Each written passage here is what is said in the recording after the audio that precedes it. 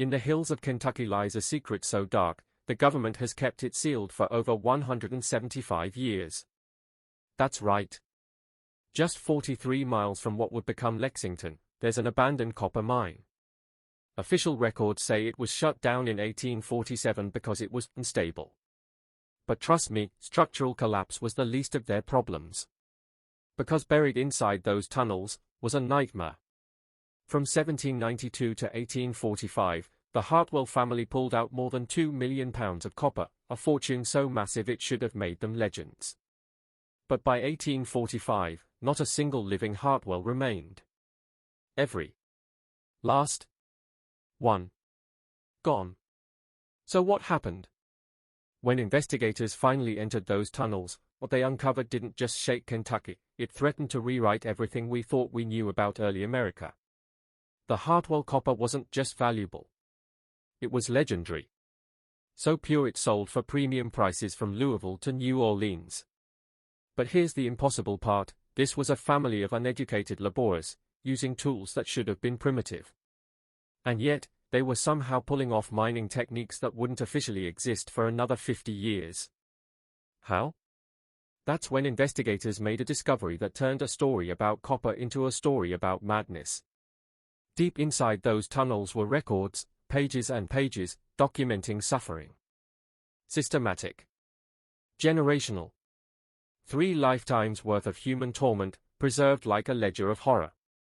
Wait. What? You're telling me a family got rich by inventing mining tech decades ahead of its time, and left behind a paper trail of torture? And here's where it gets darker, despite being worth what would equal millions today, the Hartwells never flaunted wealth. No mansions, no luxuries, nothing. They lived like ghosts, hermits who barely bought more than bread and salt. Almost like they were hiding something, or running from it. By the time officials stormed their mine in 1845, the Hartwells were gone, but the tunnels whispered the price they had paid. And the horrifying truth is this, the mine wasn't just swallowing copper, it was swallowing lives. The deeper the investigators went, the clearer it became. This wasn't just a mine. It was a tomb. And the secrets they uncovered beneath Kentucky soil? They would haunt American history forever. So buckle up, because in the next few minutes, we're going to rip open the sealed gates of the Hartwell mine and expose the chilling truth about one family's obsession with wealth, and the nightmare they unleashed to keep it. But first, smash that subscribe button if you want me to keep digging up stories like this, because what's coming next will make your heart pound harder than the hammers that once rang in those cursed tunnels. What if I told you an entire family's darkest secrets were almost erased forever, by a fire that no one could explain? Enthusiasts from across the country still whisper about it. What makes the Hartwell case truly terrifying is this, everything I'm about to tell you isn't myth, it's documented. County records, mining surveys, family letters, all preserved in the Jefferson County Courthouse basement. But in 1963, disaster struck. A fire ripped through the building, reducing most of the Hartwell archives to ash. Investigators called it an accident. But here's the first: no one could explain how the fire started, or why the Hartwell records burned faster than everything else. And yet, a handful of documents survived. Here comes the federal government immediately seized them, under such secretive circumstances that even the county clerk who signed them over was never told where they were taken. Gone. Buried. Erased. Why would officials go to such lengths? What was so dangerous in those files that America wasn't allowed to know?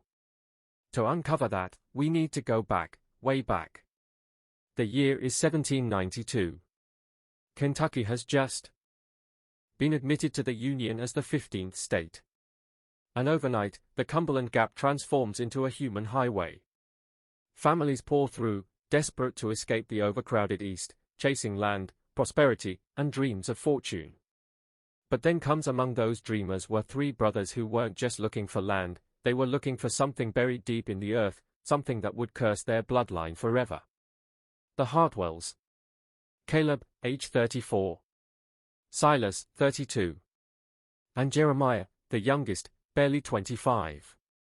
They arrive in the Kentucky hills with nothing but battered tools from their father's failed iron works, and an unshakable belief that fortune was theirs to claim. But their story wasn't one of hope. It was born of death.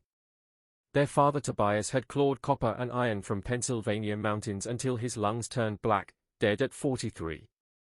Their grandfather Ezekiel? Killed even younger by the same disease miners called consumption. Their mother Sarah? Dead in childbirth, her body destroyed by years of breathing metal dust that poisoned their home. Here comes generation after generation. The Hartwells weren't just mining metal, they were being consumed by it. This was a family carved out of stone, hardened by poverty, cursed by the elements. And it forged them into something dangerous. They understood one thing: in America, wealth was not inherited, it was stolen, torn from the earth with bloody hands and relentless will. But here's these brothers carried more than broken bones and grief. They carried forbidden knowledge of mining techniques that shouldn't have existed for another 50 years. And with that knowledge, they were about to dig up a fortune, and unleash a horror that would make history itself try to bury their story. The Hartwells didn't just mine copper. They mined life itself, and they wrote down exactly how much a human body was worth in the process. From childhood, these brothers had witnessed the brutality of mining in its rawest form. They had watched their father tinker with extraction methods, redesign tools to survive the deadly dust, and, most horrifying of all, document which techniques killed workers instantly, and which kept them alive just long enough to remain profitable. That's their family legacy. Wasn't just metal, it was the science of suffering. Caleb, the eldest, was the mastermind. His preserved letters in the Kentucky Historical Society archives show a man obsessed with secrecy and precision. He could predict ore yields, calculate profits, negotiate contracts with impossible accuracy, skills you'd expect from a trained academic. Yet here's no school records, no professors, no education, just a self-made genius with knowledge no frontier miner should have possessed. And it gets darker. His handwriting was elegant, his chemistry sharp, but his notes also reveal something far more sinister, a disturbingly detailed understanding of human anatomy. Why would a copper miner need to know how the human body breaks down under labor and poison? Silas was the brute force. A human machine who could push through 16-hour shifts in tunnels that crushed lesser men. But Pennsylvania mining records paint a disturbing picture. Silas had been more than just a worker, he had overseen operations that used both free men and slaves. Hook 3, his so-called labor efficiency, wasn't just strength, it was control, discipline, and the ruthless ability to push humans past breaking point. Jeremiah, the youngest, had a gift bordering on supernatural. He could read rock like scripture, tracing mineral veins invisible to everyone else. It was a skill passed down through generations, but Jeremiah had something even more dangerous: a journal. This wasn't just a notebook. It was an inheritance of horror, pages of mining formulas, chemical experiments, and grotesque medical observations spanning 3 generations. This wasn't just a guide to finding copper, it was a handbook of survival, suffering, and sacrifice. Finally, the land itself. The Hartwell staked claim in a valley where 3 creeks converged, a place locals called the Copper Basin for its eerie green-streaked cliffs. Most pioneers dismissed it as too remote, too dangerous, too impossible to exploit. But that was where others saw a death trap. The Hartwells saw a gold mine, or rather, a copper empire, and they were willing to bleed for it. The brothers had arrived with nothing but cursed knowledge, broken tools, and unshakable determination. But here, in the shadow of Copper Basin, they would build something the frontier had never seen before, an operation so advanced, so brutal, and so profitable that it would make them rich, and destroy them in the same breath. The Hartwells didn't just build a cabin. They built a fortress, because deep down, they knew something was coming for them. Other miners avoided Copper Basin because of its remoteness. But for the Hartwells, isolation was the key. Their first cabin wasn't a cabin at all, it was a stronghold. Thick stone walls. Narrow slits for windows, perfect for gunfire. And a root cellar that plunged so deep into the hillside, settlers whispered it was less for food, and more for bodies. From day one, the Hartwells weren't mining copper, they were preparing for war. Early visitors reported an eerie chill when they approached the claim. The brothers watched every stranger with suspicion, as if daring them to step too close. It was the Kentucky frontier, where land disputes ended in blood, and law was 3 days' ride away. Claim jumpers prowled like wolves. But the Hartwells were different. They didn't just defend their claim, they fortified it like a kingdom under siege. They struck uneasy alliances with nearby native tribes, not out of friendship, but to create an early warning system for intruders. They hired desperate drifters to work the mine. But here's the workers never lasted. They didn't quit. They didn't leave. They disappeared. By the end of 1792, the brothers had driven their first exploratory shaft into the copper basin. And what they found changed everything. A vein of copper so pure, Caleb's calculations suggested it could fuel generations of mining. But this wasn't ordinary copper. No, this was something else. The ore shimmered with arsenic, lead, and mercury, an alloy both impossibly pure and impossibly toxic. When they smuggled samples to Louisville for assay, the results came back staggering. Riches beyond belief. But stamped across the report was a warning, extremely dangerous. The Hartwells had found the jackpot, but it was poisoned. The brothers didn't need scientists to tell them the risk. They'd watched their father's lungs rot from the inside. Their grandfather's body collapse from consumption. Their mother's life vanish from metal dust. They knew exactly what this all meant. This was more than fortune, it was a continuation of the family curse. But greed is louder than fear. And so, what began as a simple mining operation was about to transform into something darker, deadlier, and infinitely more sinister. And then came the winter of 1794, the season when the Hartwells learned the hard way that Copper Basin wasn't just dangerous, it was cursed. And their response to that danger would write the most chilling chapter in Kentucky's hidden history. Warning sign # what happens when a man's body becomes the experiment, and his own brothers let it happen. December, 1794. Jeremiah Hartwell clawed his way out of a deep shaft, gasping for breath, skull splitting with pain. At first, his brothers thought it was exhaustion. But then, something far worse began. Dark stains, black as death, started crawling across his skin, eating their way up his arms. It looked less like illness, and more like a curse alive inside him. But instead of running for help, Jeremiah did the unthinkable. He opened a leather journal, and started writing. Every cough. Every tremor. Every hour he couldn't breathe. He wasn't fighting for his life, he was recording it. Treating himself not like a brother, not like a man, but like a test subject in some nightmare experiment. And his words? They'll make your skin crawl. Day 12, discoloration at elbow. Tremors in dominant hand, 3 hours post-shift. Breathing difficult in mornings. Symptoms progressing faster than father's due to higher concentrations in Kentucky shafts. This wasn't hope. This was data collection. Jeremiah was measuring his own decay, like he was more useful dying than living. But here comes the first shocker. February, 1795. Dr. Marcus Pendleton, one of the only educated physicians on the Kentucky frontier, made a grueling 3-day ride just to see him. What Pendleton found nearly broke him.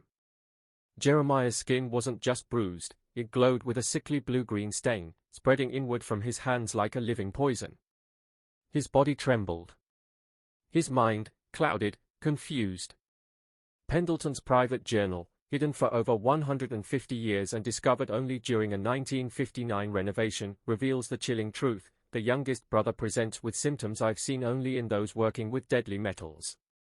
His skin discolors from the hands inward. His extremities tremble. His judgment is clouded. When I pressed about their mining practices, the brothers grew hostile. The eldest, Caleb, refused to answer. His eyes, cold, calculating, were hiding something monstrous. And that's when it hit Pendleton. This wasn't an accident. This was the beginning of something darker. Something the Hartwells were willing to sacrifice their own flesh and blood to protect. The countdown had begun. What if I told you a family struck gold, but instead of wealth, they uncovered a science experiment so dark it could kill a man slowly, while they took notes? The brothers' knowledge of metallurgy and human anatomy exceeded my own, asking detailed questions about the progression of metal poisoning that suggested they had observed such cases extensively. This wasn't just mining copper, it was a controlled death, designed like a laboratory experiment, only the subject was their own flesh and blood. I suspect they are extracting something far more dangerous than simple copper, and more troubling still, I believe they understand the risks better than they admit. Dr. Pendleton's examination revealed something that would haunt him for the rest of his life. Jeremiah's condition was not random or accidental. The symptoms weren't a mistake, they were a pattern. Someone had engineered his suffering, down to the exact dose of poison in his blood. It showed clear signs of systematic exposure to toxic compounds over an extended period. The pattern of poisoning suggested that someone with considerable knowledge of metallurgy and medicine had been carefully controlling his exposure to maximize the effects while keeping him alive long enough to document the progression. But Dr. Pendleton's warnings and offers of treatment were not just ignored. They were met with what he described as aggressive hostility from all three brothers. Imagine trying to save a dying man, only to realize his own brothers were taking notes on how fast the poison destroyed him. Caleb, in particular, seemed more interested in questioning the doctor about the medical details of metal poisoning than in seeking treatment for his dying brother. The conversation, as recorded in Pendleton's journal, revealed a disturbing truth about the family's priorities. When I offered to take the young man to Louisville for treatment, the eldest brother didn't ask about saving him, he demanded to know if the damage was permanent. And when I said yes, he smiled. His questions were extraordinarily detailed. He wanted to know how long recovery would take, what medicines would be used, and most disturbingly whether the effects of metal poisoning could be reversed or were permanent. When I suggested that permanent damage was likely given the advanced state of the condition, he seemed pleased rather than distressed. And then it hit me, this family wasn't trying to cure the poisoning. They were studying it. Jeremiah wasn't a victim, he was an experiment. The mine was producing copper at an extraordinary rate, and the brothers were accumulating wealth faster than they had ever imagined possible. But more importantly, they were accumulating knowledge about the effects of systematic metal poisoning that they believed would prove far more valuable than any amount of copper. Jeremiah's condition was not an unfortunate side effect of their mining operation. It was part of a deliberate experiment. What none of the outside observers understood was this: their copper vein wasn't just copper. It was laced with arsenic, lead, and mercury, a cocktail of poisons that could change the course of medical history, or kill thousands. Imagine a family so obsessed with science, they turned their own mine into a human experiment, and their own brother became the first test subject. The air inside those tunnels wasn't just toxic, it was lethal. Concentrations that made every day spent underground the equivalent of a controlled poisoning experiment. But here's the twist: they didn't try to protect themselves. No, they designed their entire operation to study how poison destroys the human body, piece by piece. Every shift in the mine was timed like clockwork. Every meal measured for how it might fight or enhance the metals. Every symptom recorded with scientific precision.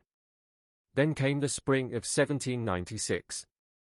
One brother, Jeremiah, collapsed deep in the mine, convulsing violently. His lips turned blue-black, the exact shade they'd seen before in their father's final days. And here's the chilling part: instead of rushing to save him, they pulled out notebooks and documented his death in real time. Jeremiah's final moments weren't cries for help. They were clinical observations. Vision narrowing, metallic taste intensifying, muscle control failing. Every word written down like a scientist observing a lab rat. But Jeremiah wasn't just their brother. He was phase 1, the first subject of what would become a multi-generational experiment in human toxicology. They buried him in an unmarked grave. But not before performing a final examination. Caleb, armed with crude medical knowledge, cut his brother open. And what he found was terrifying. The liver, filled with copper deposits. The bones, stained black with lead. The brain, shimmering with mercury crystals.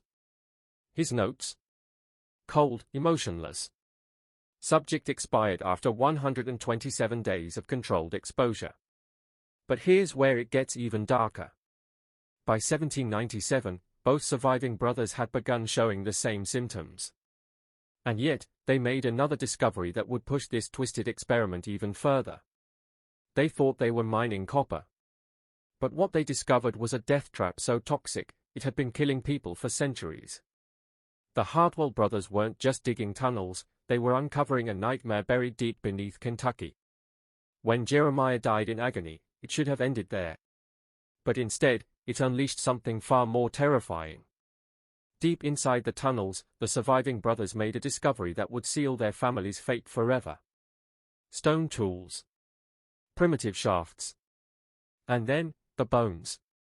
Skeletons, scattered like warning signs, their ribs, skulls, and hands stained the same sickly green the Hartwells now saw spreading across their own flesh. Wait, what? People had been here before, and the mine had killed them too. This wasn't new. This was a curse running for generations. But here's the insane part, not all of them died quickly. Among the graves, Caleb found skeletons of people who had survived. Bones twisted by poison, but bones that told a story of endurance. These weren't just victims, they were proof. Proof that with enough control, enough calculation, enough sacrifice, survival was possible. And that revelation flipped everything. The Hartwells realized they weren't just miners choking on fumes. They were part of a brutal survival challenge that had been playing out for centuries. Those who mastered the poison lived long enough to get rich. Those who didn't, became bones in the dark. It was natural selection, rewritten in copper, arsenic, lead, and mercury. And the Hartwells were determined to win. Years passed. Their veins blackened. Their bodies shook with tremors. But still, they pushed deeper. Still, they tested. Still, they sacrificed. The Hartwell mine could have been forgotten, just another tragedy swallowed by frontier history. Except, something happened in 1823. Samuel Crawford, a county surveyor, was charting new land. Just routine. Just maps. Until he stumbled into a ravine, and saw something that stopped him cold.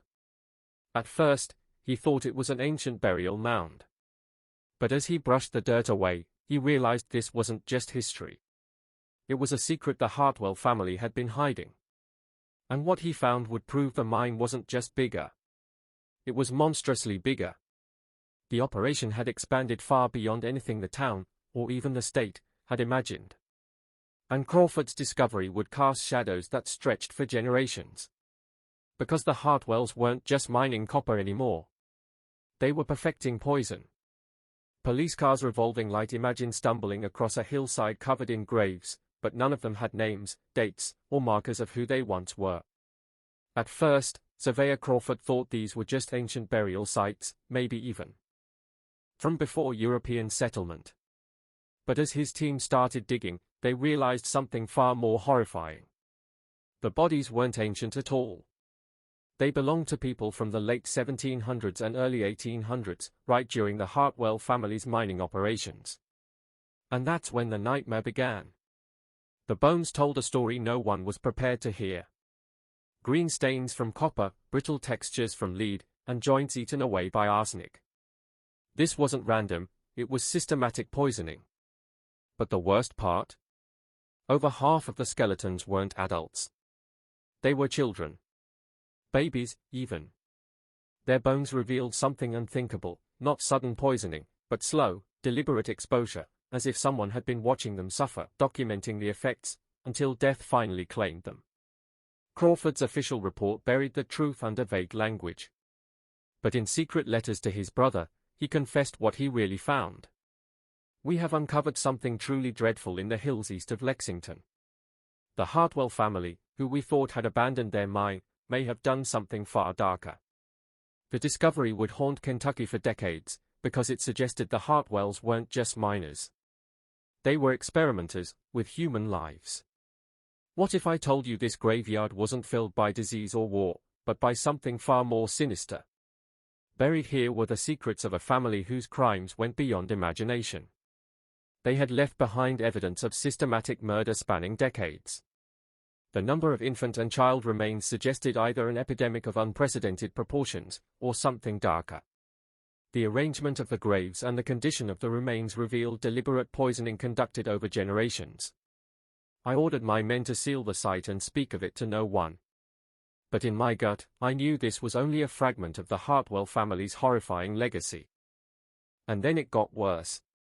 Because the townspeople finally started talking, and what they revealed was even more terrifying than the graves. Local residents, emboldened by the discovery, began coming forward with disturbing stories they had hidden for decades. These testimonies painted a picture of the Hartwell operation that was far more extensive, and far more sinister, than anyone could have imagined. Martha Hensley, whose family farmed land beside the Hartwell claim, told authorities of strange sounds echoing from the mine at all hours.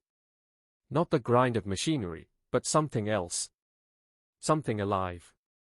Her sworn statement, sealed until 1952, described nocturnal activities suggesting the mine was being used for far more than copper extraction. She said they didn't hear tools. They heard screams. Not the cries of men, but the screams of children trapped underground. We'd hear them crying, Martha testified. Not crying like adults when they are hurt, but the sound of children in terrible pain, begging for someone to help them. It went on for hours, echoing up from deep in the earth like voices from hell itself. Her husband William once tried to investigate in 1802, but Caleb Hartwell met him at the mine entrance with a rifle. Caleb dismissed the sounds as equipment settling. But equipment doesn't cry for its mother. And it doesn't scream with the voices of children. And if that wasn't horrifying enough, the neighbors began reporting something no one could explain. Other locals claimed they saw small figures working in the mine at night. Children who appeared to be laboring alongside the adult Hartwell men under conditions no child should ever endure. Whenever curious townsfolk tried to approach, the children vanished into the tunnel so quickly that witnesses doubted their own eyes. But testimony after testimony described the same chilling scene: malnourished, sickly children, working in the dark, terrified of the outside world. And then it got worse. Because the townspeople finally started talking, and what they revealed was even more terrifying than the graves. Local residents, emboldened by the discovery, began coming forward with disturbing stories they had hidden for decades. These testimonies painted a picture of the Hartwell operation that was far more extensive, and far more sinister, than anyone could have imagined. Martha Hensley, whose family farmed land beside the Hartwell claim, told authorities of strange sounds echoing from the mine at all hours. Not the grind of machinery, but something else. Something alive. Her sworn statement, sealed until 1952, described nocturnal activities suggesting the mine was being used for far more than copper extraction. She said they didn't hear tools. They heard screams. Not the cries of men, but the screams of children trapped underground. We'd hear them crying, Martha testified. Not crying like adults when they are hurt, but the sound of children in terrible pain, begging for someone to help them. It went on for hours, echoing up from deep in the earth like voices from hell itself. Her husband William once tried to investigate in 1802, but Caleb Hartwell met him at the mine entrance with a rifle. Caleb dismissed the sounds as equipment settling. But equipment doesn't cry for its mother. And it doesn't scream with the voices of children. And if that wasn't horrifying enough, the neighbors began reporting something no one could explain. Other locals claimed they saw small figures working in the mine at night. Children who appeared to be laboring alongside the adult Hartwell men under conditions no child should ever endure. Whenever curious townsfolk tried to approach, the children vanished into the tunnel so quickly that witnesses doubted their own eyes. But testimony after testimony described the same chilling scene: malnourished, sickly children, working in the dark, terrified of the outside world. Were these children slaves? Victims of kidnapping? Or something far more unthinkable? The answer would shatter everything the community believed about the Hartwells. Imagine a family so secretive, their mine wasn't just producing copper, it was producing horror. White right pointing backhand index. What were they hiding deep inside the earth? Samuel Wickham, who ran a small general store, noticed something chilling. The Hartwells didn't buy the usual mining gear. Instead, they purchased chains, locks, medical instruments, and what looked like restraint devices. High voltage sign, but here's the who needs restraints in a copper mine, unless the miners weren't free. Whenever Samuel asked, Caleb Hartwell brushed it off, claiming it was for equipment maintenance or safety. Police cars revolving light, but there was one problem: the Hartwells never brought workers into town. They went to extreme lengths to keep their so-called labor force hidden. Why? Then came the merchants. Traveling salesmen who dared to trade with the Hartwells reported something straight out of a nightmare. They saw children and young adults toiling away, their bodies marked with the unmistakable signs of metal poisoning, skin discoloration, tremors, twisted deformities. Firehook, if these were really family members, how could one family produce so many broken bodies? Caleb had a ready excuse: they inherited the condition. But the numbers didn't add up. The Hartwell family tree looked less like a tree, and more like a prison full of the damned. Here's where it gets darker. Despite a booming mine and massive copper production, there were zero official records of the Hartwells selling their ore. High voltage sign hook, where was all the copper going? Investigators dug deeper and discovered the terrifying answer. Someone had been funneling copper into the American economy, through invisible channels, under fake names, using intermediaries that erased any connection to the Hartwells. This wasn't a small-town mining family. This was an underground empire. Skull the Hartwells weren't miners, they were smugglers, kidnappers, and possibly murderers. By 1825, local folklore had already transformed the abandoned Hartwell claim into something much more sinister: a cursed mine that swallowed lives. Imagine a mine so cursed that people swore they could still hear the dead working below. Warning sign #. For decades, children were told, never play near the Hartwell mine. Why? Because travelers claimed they heard voices crying for help in the darkness, as if something, or someone, was still trapped down there.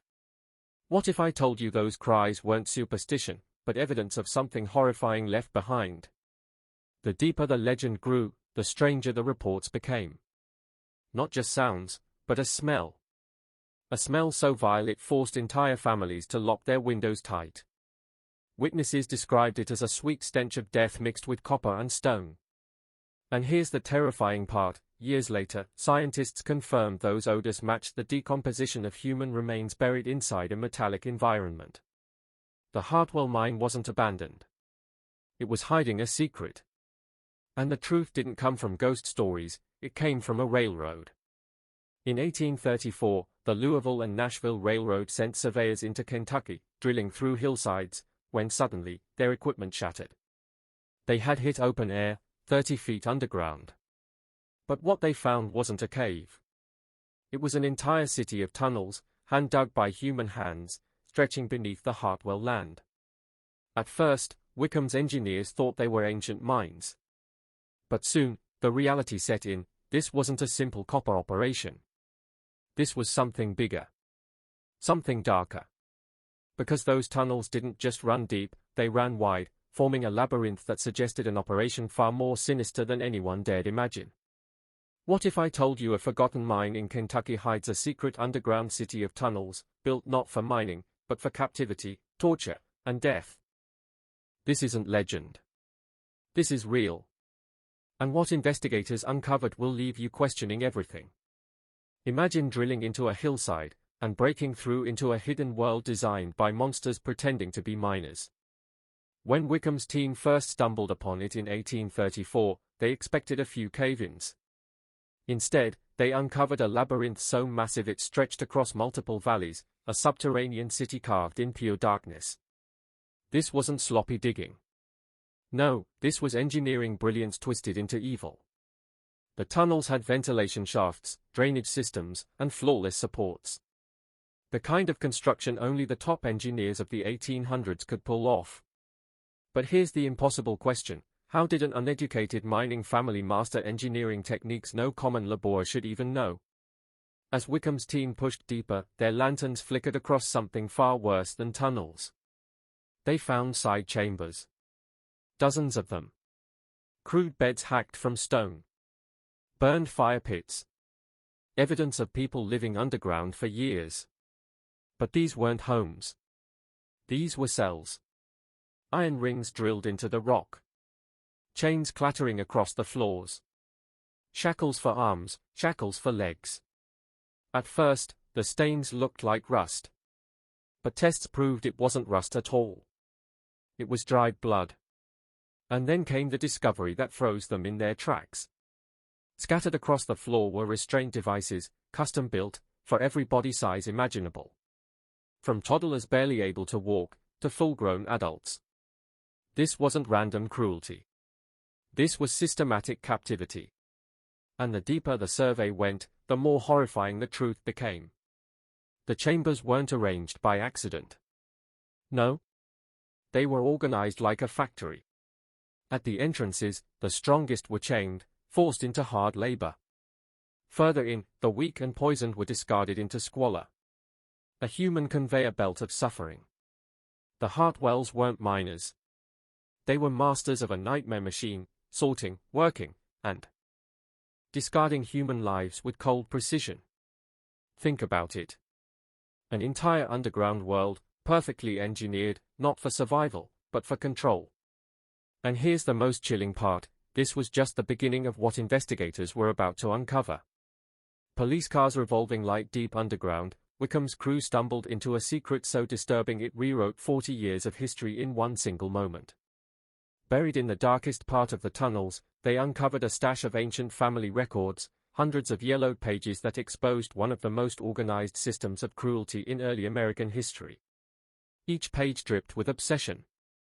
Written in Caleb Hartwell's jagged handwriting, then later in at least 3 other distinct hands, the documents revealed a horrifying truth: this wasn't just Caleb's madness. It was a family tradition. A ritual carried across 4 generations of hidden Hartwells who never even existed in official records. And what those pages described? It wasn't just mining. It was human experimentation on an industrial scale. The notes read like a doctor's journal fused with a butcher's ledger, meticulous observations, chemical dosages, even mathematical calculations placing a dollar value on human life under toxic exposure. It all started in 1798, just 2 years after Jeremiah's death. Caleb wrote coldly, without remorse. If we are to profit from this mine, we must first understand how much poison a man can endure before he breaks. At first, it sounded clinical. Practical. But the deeper you read, the darker it became. What began as medical observation twisted into a systematic obsession with suffering. Caleb discovered that metal poisoning didn't kill at random, it followed patterns. And with each new generation, the Hartwells pushed the boundaries further, documenting every reaction, every convulsion, every shortened life. The truth is staggering, these people weren't dying from accidents. They weren't unlucky victims of copper dust. They were being deliberately poisoned, generation after generation, by their own family, in a monstrous experiment designed to maximize copper production and minimize human cost. For over 40 years, an American family ran what might be the darkest underground experiment in U.S. history, and their victims weren't just their own blood. The Hartwell records revealed something so disturbing it changed everything. Starting in 1801, outsiders became test subjects. But these weren't volunteers. They were slaves bought from New Orleans, immigrants lured with false promises, and, most horrifying of all, children kidnapped straight from frontier towns. And the Hartwells documented it all. Every acquisition. Every method. Every life destroyed. This wasn't random crime. This was an organized system, a machine built on human suffering. Caleb Hartwell had established secret pipelines. Slave traders who sold the sick and injured, the damaged goods nobody else wanted. Immigration brokers in Baltimore and Charleston who handed over desperate newcomers with no family to notice they were gone. And bounty hunters who prowled the frontier, paid in cash to snatch healthy kids and young adults who would simply vanish. Each victim had a purpose. Each experiment was catalogued. Each life reduced to cold numbers in a ledger. The shocking part? This wasn't happening in secret caves overseas, this was in the heart of early America. When railroad engineers first uncovered the records, state authorities didn't know what to do. This wasn't just some local crime, it was a nightmare stretching across decades and hundreds of lives. As investigators read deeper, the scale was overwhelming. It wasn't just murder. It wasn't just slavery.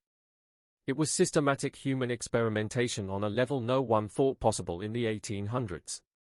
What if I told you a family of miners in 19th century America possessed medical knowledge so advanced, it outpaced entire universities? The Hartwell records weren't just notes. They were a blueprint of toxicology decades ahead of its time. Inside these dusty journals were detailed anatomical drawings, as precise as those in elite European medical schools.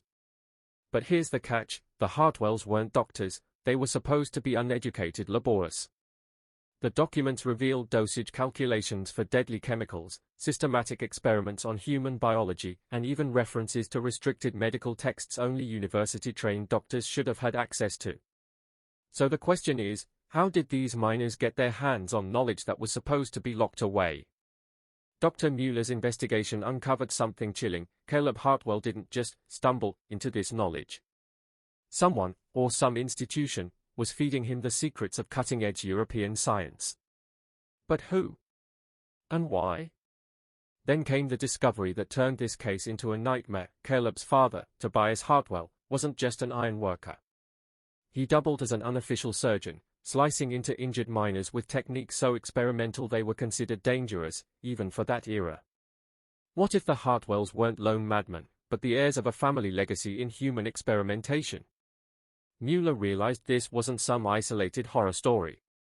The Hartwells had been building a network across states, trading copper, knowledge, and maybe even something darker. This wasn't just murder. It was a systematic tradition of human testing buried inside America's industrial past. Clapperboard, and just when Mueller thought he had uncovered it all, the next set of records revealed a secret so disturbing, it would redefine everything he thought he knew about the Hartwells. And then came the twist. An outside expert confirmed everything, and turned this historical curiosity into an active criminal investigation that shook American society. Dr. Heinrich Mueller, a German physician in Louisville, was shown fragments of the Hartwell notes. Within minutes, he recognized the symptoms. He'd seen the same signs in his own research on industrial chemicals. But what Mueller realized next was the most chilling detail of all: these weren't crude experiments. The Hartwells had achieved a sophisticated medical understanding of metal poisoning decades ahead of science. They weren't guessing. They weren't fumbling. They knew exactly what they were doing, and they were perfecting it. What if I told you a secret family in Kentucky ran an underground operation so twisted, it made human lives their currency? The Hartwell records revealed something insane. This wasn't just mining. It was trafficking, torture, and science experiments hidden beneath the earth. And here's the kicker. These weren't random victims. They were handpicked like lab rats for experimental suitability. From 1801 to 1843, over 200 people vanished into the Hartwell mines: children, immigrants, fugitives, the forgotten. Every one of them was swallowed by a machine of human destruction. But the Hartwells weren't sloppy criminals. Oh no. Their records showed coded letters, initials, secret transactions, as if this was a professional-level black market network. Bills of sale stretched from New Orleans to Baltimore. Each paper trail proved one terrifying truth: this wasn't an accident. It was a system. Caleb Hartwell didn't just kill. He calculated. A healthy adult lasted about 18 months before toxic metals destroyed them, just long enough to dig copper worth more than their life. Children? Less profitable, but priceless for studying how poisons attacked growing bodies. The elderly? Perfect test subjects. Their deaths could be written off as natural. This wasn't chaos. This was business.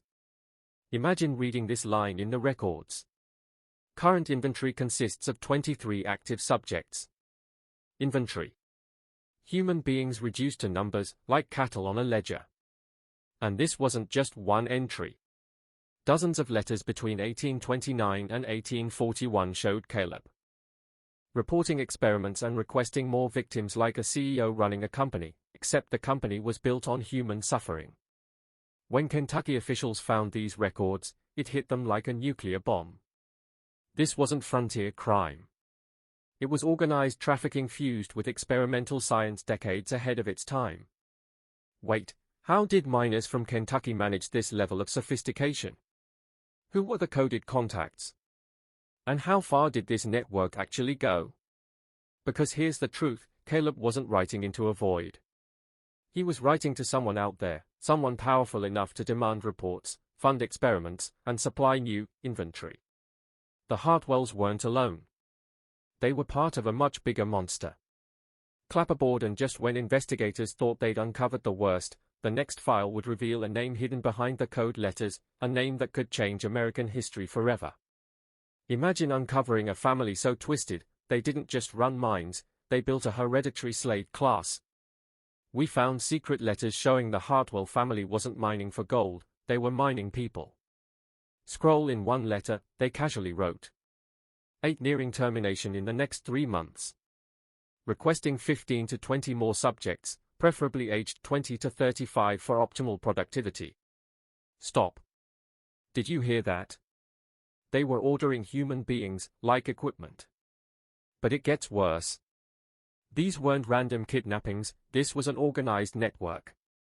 The Hartwells were plugged into contacts in Baltimore and New Orleans, ensuring a constant supply of bodies. And here's the insane part, they weren't just working people to death, they were experimenting. They figured out how to extend human life in toxic mines. Through controlled exposure, they stretched a worker's lifespan from a few brutal months to an average of 22 months. That's almost 2 years in conditions that should have killed instantly. And then, the darkest twist yet. By the 1840s, the Hartwells had achieved something truly terrifying. They bred second and third generations of miners. Children born inside the mines, raised on slow poison, developing unnatural resistance to toxins. While outsiders died in weeks, these children could endure years underground. This wasn't just slavery. It was genetic engineering before science even had a name for it. A self-sustaining, poison-proof labor force. A human species crafted for suffering. But the final bombshell? The Hartwells weren't alone. Letters suggested this was part of a nationwide network, connected to mining towns, industrial hubs, even whispers of federal involvement. What looked like a family's dark secret was actually a machine of human experimentation running in the shadows of the American Republic. And just when we thought we'd reached the bottom of this nightmare, the investigation uncovered something even darker. White right pointing backhand index, but that's where things take a shocking turn. Police cars revolving light, imagine crawling through 100 yards of solid rock, barely able to breathe, knowing that on the other side might be the darkest secret America has ever buried. That's exactly what investigators did inside the Hartwell mine, and what they discovered would shatter everything we thought we knew about the missing hundreds who vanished underground. When railroad engineers, guided by Hartwell's own hidden maps, finally reached what the documents called the termination chambers, they realized this wasn't just a mine. It was a machine of death. The passage leading in was so narrow, so dangerous, it was clear, this wasn't an accident. It was a design to keep people trapped inside forever. And once investigators broke through, what they saw was beyond comprehension. These weren't crude prison cells.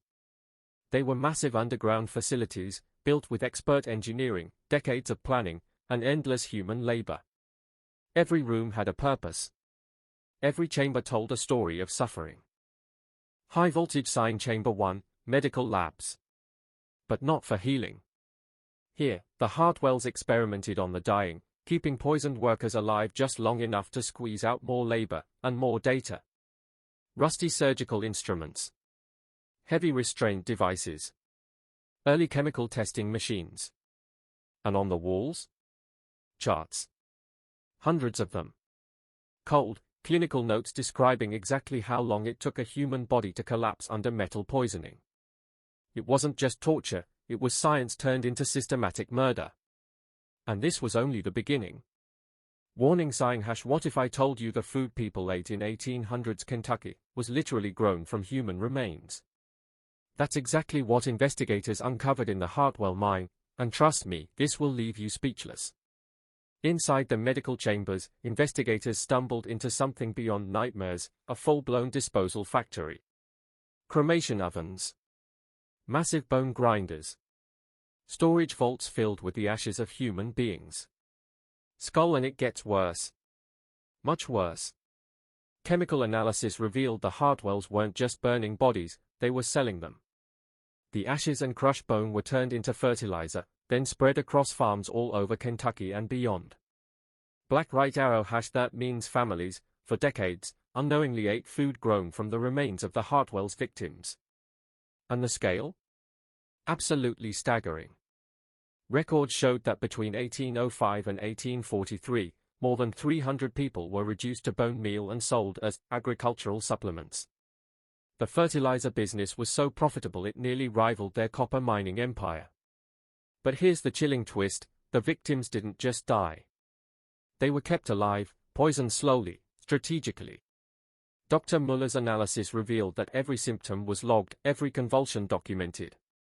The Hartwells had perfected a system of torture disguised as research, stretching their subjects' suffering for months, sometimes years.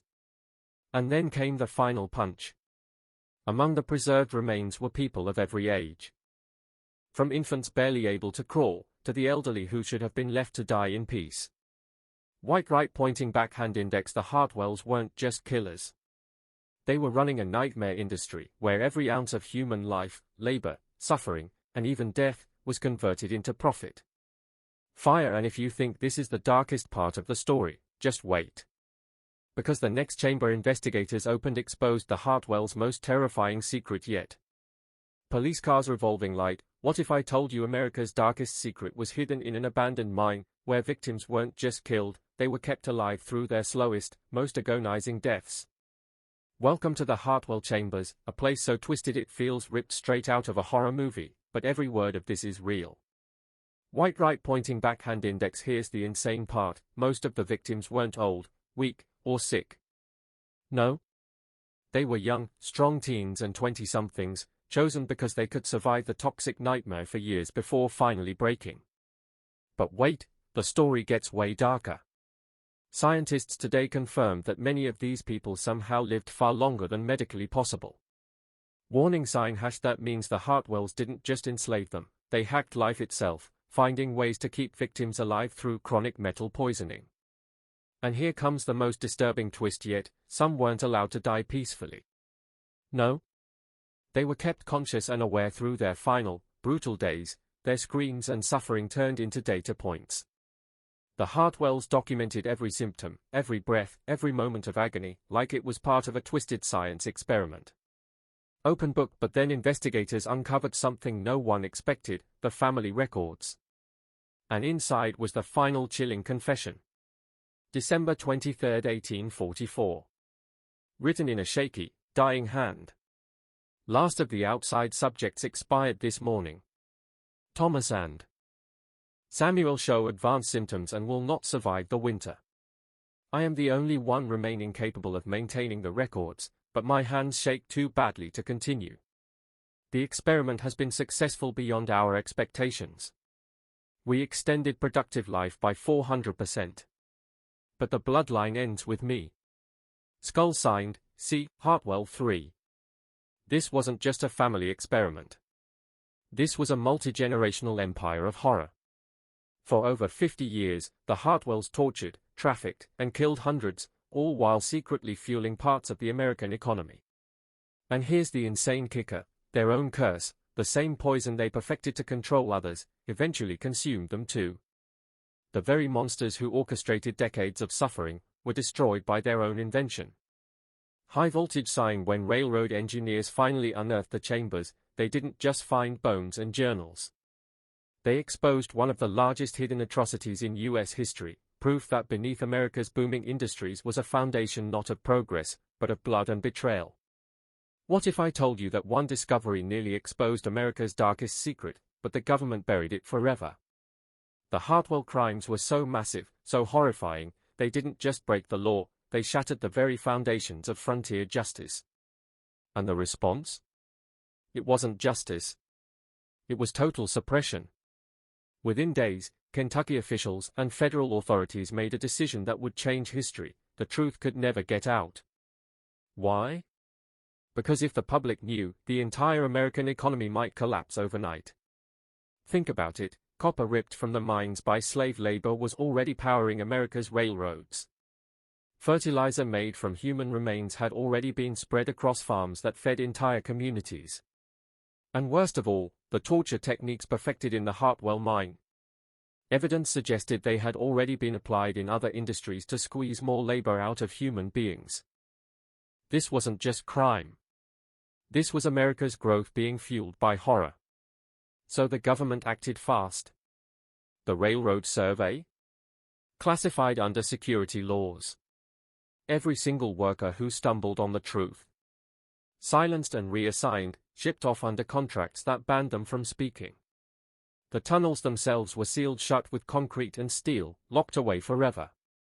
The entire Hartwell claim, bought out by a secret federal trust. No one would ever dig there again. Or so they thought. Because in the shadows, a deeper investigation began. Federal agents poured through Hartwell records and uncovered a nightmare that went far beyond Kentucky.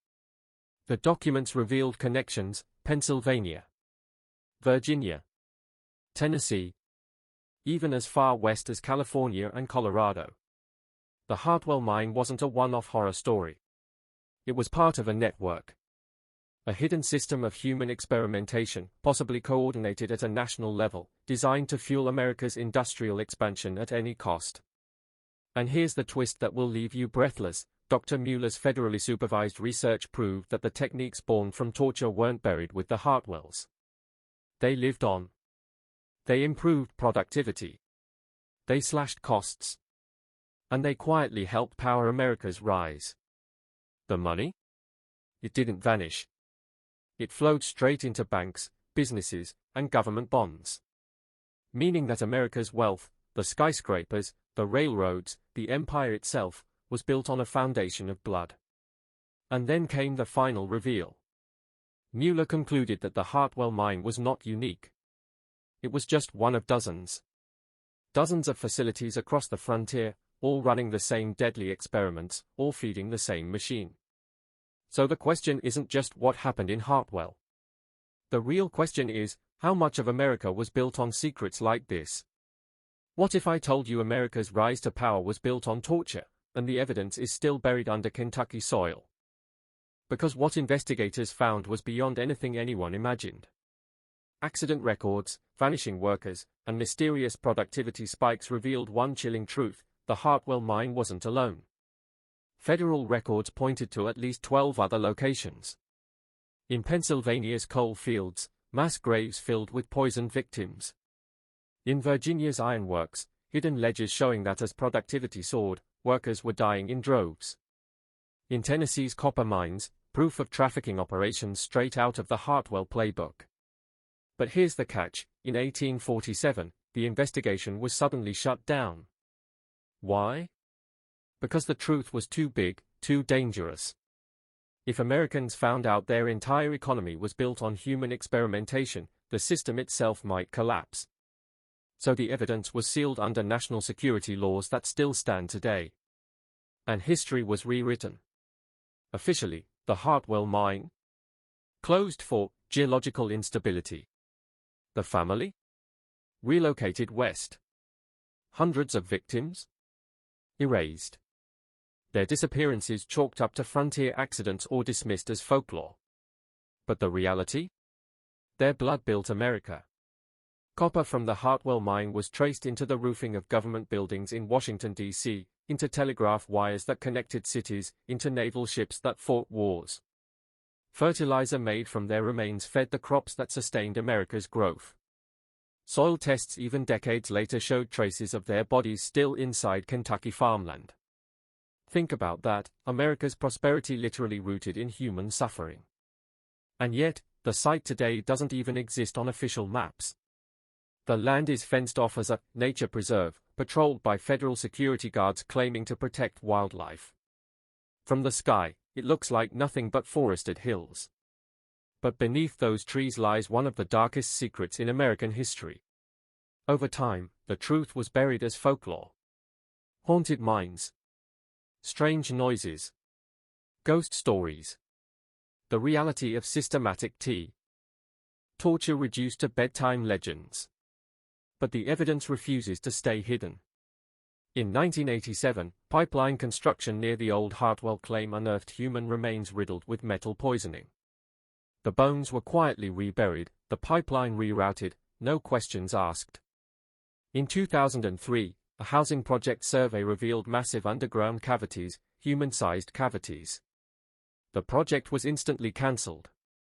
The land? Snapped up under federal protection. And so we're left with a question so terrifying it shakes the foundation of American history. How many other Hartwell mines were out there? How many vanished people weren't victims of frontier accidents, but test subjects in experiments erased from our past? And the biggest question of all, how much of America was built on their suffering? What if I told you, the foundations of America's greatness might be built on torture, blood, and human sacrifice? Because every brick, every rail, every farm harvested in the early republic may have carried the screams of people erased from history. And here's the nightmare, their bodies weren't just buried, they were processed, weaponized, and fed back into the very system that made America powerful. The victims of the Hartwell mine? No names. No monuments. No graves. They exist only as toxic traces in our soil, chemical signatures in our food, and whispers in government vaults we'll never see. And here's the kicker, the knowledge wrung from their suffering didn't die underground. It was baked into American industry. Every productivity breakthrough we celebrate? What if it came straight from systematic torture? Think about it. The copper from Hartwell didn't vanish, it was hammered into the telegraphs that connected America, the ships that defended it, and the government buildings that shaped its future. Their blood is literally inside the infrastructure of a nation. But here's the twist nobody talks about, if Hartwell was real, how many more Hartwells were buried across the frontier? How many vanished workers became fertilizer, wiring, or fuel for the rise of an empire?